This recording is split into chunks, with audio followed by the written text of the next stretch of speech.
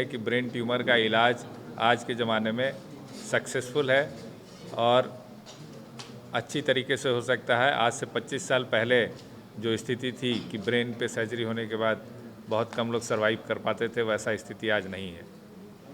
मस्तिष्क सबसे important organ है, सबसे महत्वपूर्ण ऑर्गन है, अंग है शरीर का, क्योंकि मस्तिष्क से ही सब कुछ संचालित होता है। जो हम देखते हैं उसका प्रोसेसिंग, बात करते हैं, सोचते हैं, हमारा बिहेवियर और इवन हार्ट और गट जो है, मतलब जो आँत है, वो सब कुछ भी हमारे ब्रेन से ही कंट्रोल होता है।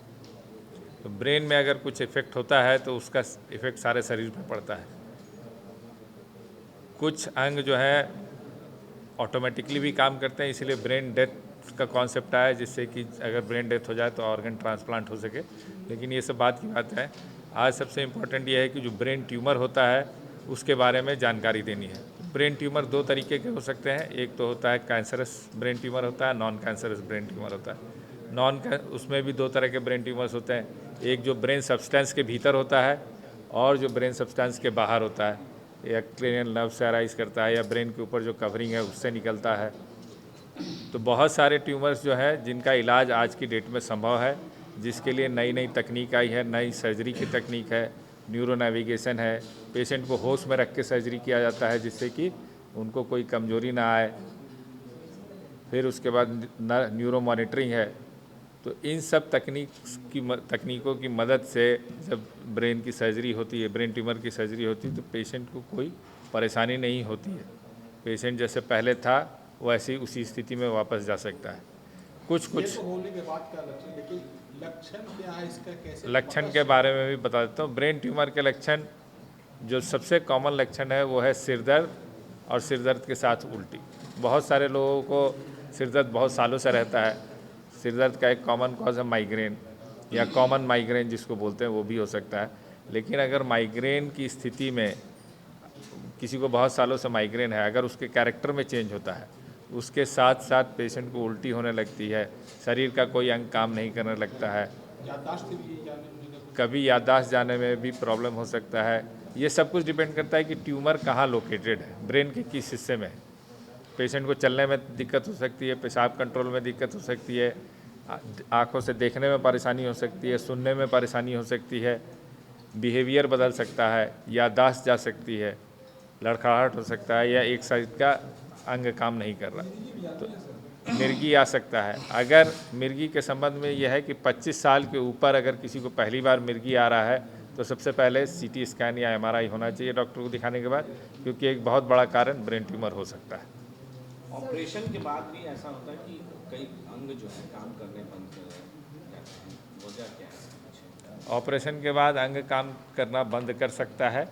ये इस ऑपरेशन की वजह से नहीं होता है, इस वजह से होता है कि ट्यूमर उस जगह पे है, ब्रेन के उस हिस्से में है जो उस अंग को कंट्रोल करता है। तो ट्यूमर दो तरीके से ये हो सकता है। अगर ट्यूमर उस हिस्से को केवल दबा रहा है तो ट्यूमर निकालने के बाद जो है अंग काम करने लगता है फिर से। लेकिन अगर ब्रेन के उस हिस्से के अंदर इन्फिल्ट्रेट कर रहा है, मतलब उसके अंदर घुसा हुआ फैल रहा है उसके अंदर, तो अगर ट्यूमर निकलेगा तो ब्रेन का वो हिस्सा भी डैमेज होगा। लेकिन बहुत सारी तकनीक है जिसे हम बोलते हैं अवेक क्रेनियोटमी, जिसमें पेशेंट को होश में रख के ऑपरेशन किया जाता है।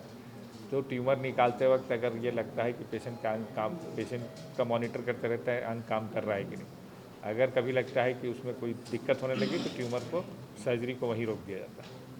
या फिर जिसको बोलते हैं SSEP मॉनिटरिंग, न्यूरो मॉनिटरिंग होता है, जिससे हम लोग पता लगते हैं मोटर नर्व कहाँ पर है, ये कर सकते हैं। दूसरा है न्यूरो नेविगेशन। न्यूरो नेविगेशन एक तरह से समझ लिए ब्रेन के लिए GPS है, जो कि डायरेक्ट करता है कि ट्यूमर एग्जैक्टली कहाँ पर है, और वो हेल्प करता है हमको ट्यूमर निकालने में। एक और नया तकनीक है जिसको हम लोग बोलते हैं fluorescence guided resection of tumours. Patient को दवा देते हैं, वो ऑपरेशन के टाइम में स्पेशल लाइट सोर्स में ट्यूमर अलग से ब्रेन टिश्यू से अलग दिखता है, तो उसको हम लोग पूरा फिर रिसेक्ट कर सकते हैं विदाउट क्रिएटिंग एनी डिफिसिट। एक और चीज़, हाँ, ब्रेन ट्यूमर जैसे मैंने आपको बताया दो तरीके का होता है, कैंसरस या नॉन कैंसरस। कैंसरस ट्यूमर्स ज़्यादा कॉमन है, नॉन कैंसरस ट्यूमर्स कम कॉमन है। सर, माइग्रेन है वो ट्यूमर तक पहुंच रहा है, लोग नहीं, माइग्रेन ट्यूमर तक नहीं पहुंचता है। माइग्रेन एक अलग तरह की बीमारी है जिसमें लोगों को सिर दर्द जैसे होता है। किसी को ट्यूमर की शिकायत आ रही है तो आमतौर पर लोग नहीं समझ पाते हैं कि हमको ब्रेन ट्यूमर है, या तो क्या सिम्टम लोगों को ऐसा लगे कि हाँ ब्रेन ट्यूमर सिम्टम मैंने बताया, सिर दर्द है, उल्टी है, मिर्गी है, शरीर का एक अंग काम नहीं कर रहा, सुनने में दिक्कत है, चलने में दिक्कत है, बिहेवियर में चेंज होता है, ये सब चीज़ें हैं जिससे कि पता लग सकता है कि ब्लड प्रेशर से तो ऐसा सच नहीं होता, लेकिन ब्लड प्रेशर से दूसरी न्यूरोलॉजिकल प्रॉब्लम्स होती हैं। तो सावधानी के बारे में बता दें, क्या सावधान कैसे रहे कि वो इस तरह का ना हो? देखिए, ब्रेन ट्यूमर प्रिवेंट करने के लिए आज सच कोई सावधानी नहीं है, लेकिन लाइफ स्टाइल ठीक रखना है, रेगुलर एक्सरसाइज करना है, गलत सेवन नहीं, मैंने गलत सब्सटेंस जैसे अल्कोहल, स्मोकिंग, ये सब नहीं करना है, यही है।